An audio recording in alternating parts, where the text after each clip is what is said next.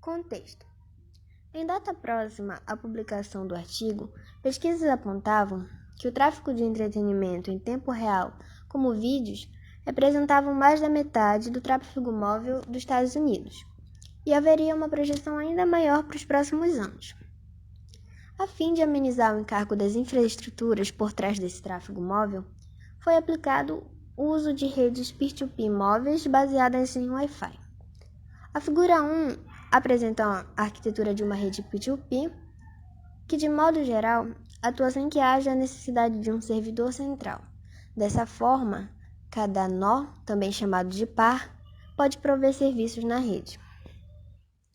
No contexto do streaming móvel, um par receberia o fluxo de vídeo e o encaminharia para outros dispositivos próximos usando Wi-Fi.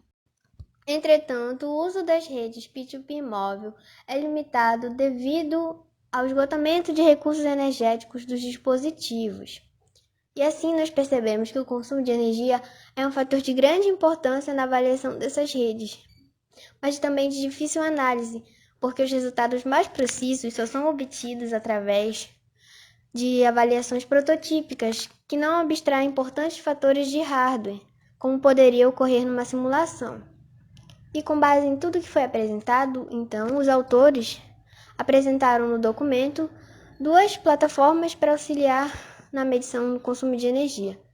Uma plataforma de streaming de vídeo P2P móvel e uma plataforma de benchmarking de energia, que serão apresentadas a seguir. Arquitetura do streaming P2P móvel. A figura 2 apresenta a arquitetura básica da plataforma de streaming móvel P2P. Um dos componentes é a P2P Overlay, que atua na sinalização para a sobreposição do fluxo P2P. Junto com essa componente, temos um multiplexador, que trata da transmissão de fluxos de vídeos em tempo real, utilizando os protocolos RTP e RTCP, que são ambos protocolos de tempo real. Então, o RTP ele entrega os dados e o RTCP vai gerenciar o tráfego, enviando os pacotes de controle. Bom, a P2P Overlay pode configurar o multiplexador para enviar pacotes para vários pares na rede e também para Android Media Framework, que exibe esse fluxo de pacotes na interface gráfica do utilizador. E também pode lidar com a perda de alguns pacotes. Temos ainda o uso da biblioteca FFserver, que é utilizada para transmitir vídeos encapsulados pela JNI, a Java Native Interface. Esses vídeos são armazenados localmente, e vão ser enviados posteriormente. E um fator que é utilizado nessa arquitetura, que simplifica o processo de avaliação, é o Near Field Communication, uma tecnologia na qual os dispositivos são colocados próximos para trocar as informações necessárias para inicializar um novo par. E esses são os dos componentes da arquitetura básica do streaming P2P móvel. Bom, na figura 3 do nosso slide é mostrado a arquitetura que engloba o ciclo de benchmarking de energia, com um ambiente de desenvolvimento, encarregado de monitoramento geral e controle de operações. Os dispositivos que farão parte dos pares de streaming P2P, tendo seu consumo aferido pelo Power Tutor e então coletado para a base de dados, para então prosseguir ao ambiente de desenvolvimento, assim fechando o ciclo de benchmarking. O Power Tutor é um aplicativo que exibe a energia consumida pelos principais componentes do sistema, como CPU, interface de rede, display, receptor, GPS e diferentes aplicativos. O aplicativo permite que os desenvolvedores de software vejam o impacto das mudanças de design na eficiência de energias. Os usuários do aplicativo também podem usá-lo para determinar como suas ações afetam a vida útil da bateria, PowerTutor usa um método de consumo de energia criado por mediações diretas durante o controle cuidadoso dos estados de gerenciamento de energia do dispositivo. Este modelo geralmente fornece estimativa de consumo de energia dentro de 5% dos valores reais. Diante do que foi mostrado na sessão anterior, podemos então analisar o cenário de simulação que foi feito pelos autores do trabalho original. Essa simulação contou com smartphones do sistema Android, smartphones da Google, um laptop para monitoramento e controle de operações. Esse laptop então atuaria como o ambiente de desenvolvimento da arquitetura que já foi analisada, e é feito então um benchmark seguindo essa arquitetura do ciclo de benchmarking de consumo de energia. Na figura 4 é possível ver o monitoramento desse benchmark, é possível ver o monitoramento de dois nós, um par de nós referentes ao streaming peer-to-peer. Então, no gráfico superior, nós temos o consumo de energia monitorado do nó fonte desse par de streaming. E no gráfico inferior, nós temos o outro nó que faz parte desse par.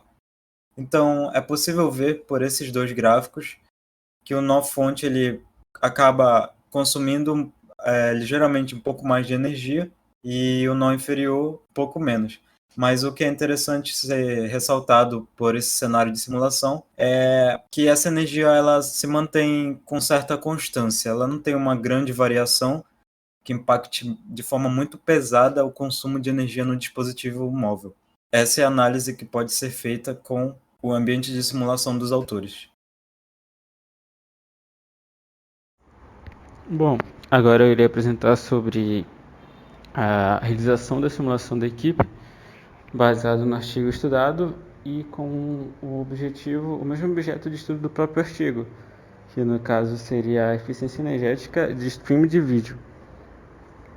Para isso nós utilizamos o PowerTutor, que é um aplicativo do Google que nos exibe a energia consumida pelos principais componentes do sistema, no caso CPU, interface de rede, display, entre outros. E também, como já mencionado anteriormente, é o mesmo aplicativo utilizado nas simulações do próprio artigo.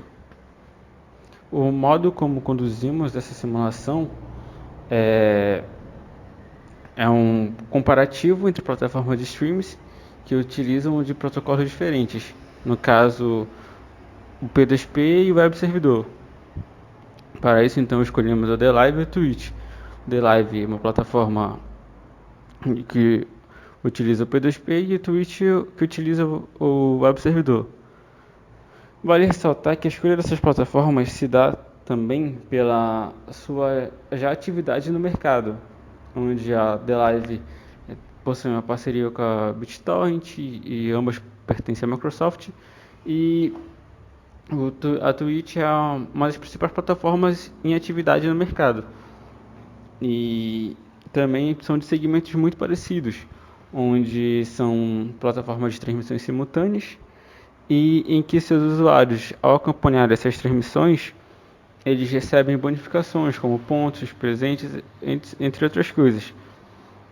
Ou seja, são modelos de negócio que muito similares e que utilizam-se de protocolos totalmente distintos, o que vem a calhar perfeitamente para a nossa simulação, sem contar que, como baseando-se no próprio artigo, onde ele propõe que P2P tende a ser um protocolo bastante utilizado no futuro, por ser um fluxo de dados totalmente descentralizado, a contar com plataformas já em atividade no mercado é algo bastante coerente para essa simulação.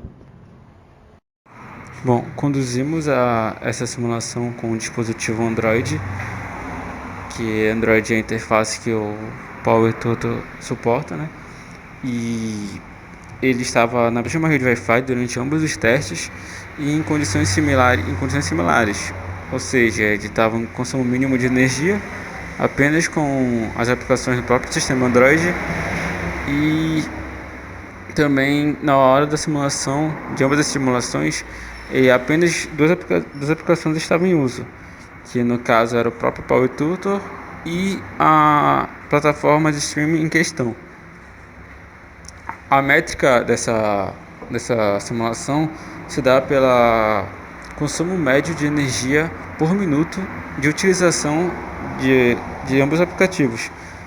Nesse caso, nós testamos ambas as aplicações por 5 minutos e a sua consumo média foi dado em 1000 watts. Então, baseado nisso, obtivemos o seguinte resultado, apresentado no gráfico ao lado, em que ambas plataformas elas possuem um consumo inicial muito similar e que por volta de seus 680 mW, 700 mW, há um tanto quanto uma discrepância começa a se formar. No caso, a Twitch, quando chega aos seus 620, há uma certa estabilização em seu consumo energético. E já o The Live, a partir desse mesmo valor, o seu crescimento ele passa a ser tanto quanto contínuo com o passar do tempo, gerando assim uma diferença significativa quanto mais se usa as aplicações. Então, o consumo final medido no final de cada tempo, no caso, foi de 760 mW contra 880 mW. Ou seja, a diferença entre os dois se mostrou tanto quanto significativa, e também é possível observar que, por mais que o protocolo P2P tenha uma proposta bastante inovadora, com descentralização de dados e suas facilidades relacionadas a isso, o seu consumo em dispositivos mobiles seu consumo energético, no caso, ainda é uma questão a se tratar, a se aperfeiçoar, para que tal protocolo venha se consolidar no mercado. E conclui-se também que atualmente a utilização de tal protocolo, comparado a outras plataformas de streaming no mercado, é um tanto quanto desvantajoso. Então, é objeto de estudos e pesquisas para que, com o aperfeiçoamento desse setor, o protocolo P2P venha a ser algo realmente predominante no futuro. Então essa foi a simulação da nossa equipe. Espero que vocês possam entendido. E é isso. Obrigado. Ao longo do trabalho, a equipe pôde estudar e analisar diversos aspectos das redes peer-to-peer, reforçando conceitos importantes de redes de computadores e também aprendendo mais sobre as simulações como benchmarking. Fazendo uma análise final, foi constatado que a arquitetura do P2P Overlay é uma alternativa interessante para otimizar o consumo de energia de dispositivos mobile. Porém, há uma ressalva. A simulação comparativa feita pela equipe mostrou uma melhor performance a nível de consumo pela arquitetura cliente-servidor. Isso pode significar uma evolução dessa estrutura para o streaming de vídeo no decorrer dos anos, considerando que a submissão do artigo original é de 2012. Aqui estão as referências para o trabalho. Muito obrigado.